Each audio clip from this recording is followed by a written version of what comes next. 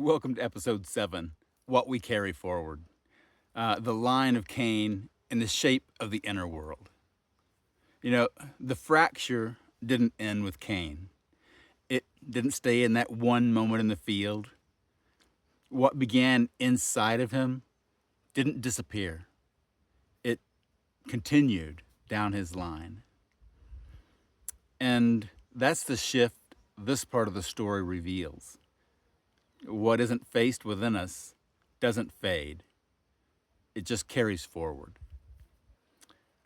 This isn't just a genealogy.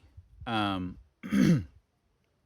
it's a picture of what happens when misalignment becomes a pattern, and that pattern becomes something that we simply live from. Um, it's the story about after Cain leaving, and the story that follows his line. At first, it looks like progress. He builds a city. Life organizes. He maintains structure and builds structure around him, and then his descendants they begin to shape the world in new ways. One becomes skilled with the livestock. Another one developed music, and another one forged tools from bronze and iron. And what that tells us is that culture just continues to expand as their abilities increase, and the human world is growing. Um, on the surface, everything looks like it's advancement, but underneath, nothing's been resolved. What started with Cain hasn't been healed. It's just been passed down from generation to generation. And as it moves forward, it doesn't stay quiet. So by the time you go through the lineage and you reach Lamech, something has significantly changed. Where Cain reacted, Lamech just made declarations. He speaks very openly about violence, and he brags about it when he said, "I've killed a man for wounding me." And then he multiplies it by looking God even further and saying, if Cain is avenged 7 times, then Lamech 77 times. And this is not a moment of loss of control anymore. This has become identity. So, what began as misalignment has become something that's spoken. It's owned, and it's something that they're proud of. It's a pattern that's taken root to the very core. And the text doesn't condemn the development of skills. It doesn't condemn the development of culture or growth. Those things are natural, but it places them alongside a line that never returned to alignment. And that tension matters.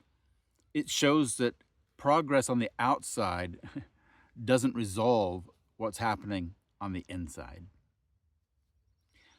Growth without alignment doesn't heal the fracture. Sometimes it can carry it further. And this can reframe how we see success. It's possible to build and create and to expand and to still remain out of alignment within. This is how patterns form. Something happens, and when it isn't faced, it's carried forward. Then it gets, expressed more openly as time goes along, and over time, it stops feeling like something that needs to be corrected, and it becomes normalized, and eventually, it becomes something that we justify. That's the movement from Cain to Lamech down that darker path. And then, very quietly, the story introduces something else. A different line begins, not louder, not more impressive, just different. And I quote, and at that time, people began to call upon the name of the Lord.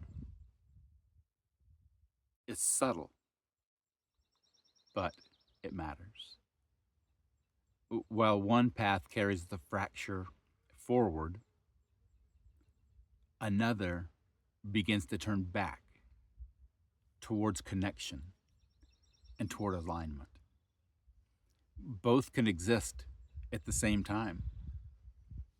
Both are available, and both of them can be true at the same time. The paths are both available to you.